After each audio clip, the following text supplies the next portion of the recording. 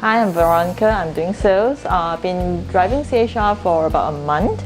My car has not been installed with any Strut bar, and that's why I'm here today from the feedback of other CHR drivers members.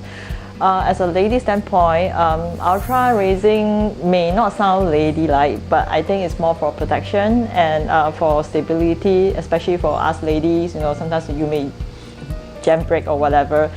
But yeah, this is all for safety. So I've test drive one that has already been installed. The cornering, when you speed or you do sudden e-brake, the stability protection is there. You don't feel so jerky with the car. I would definitely go install one after this.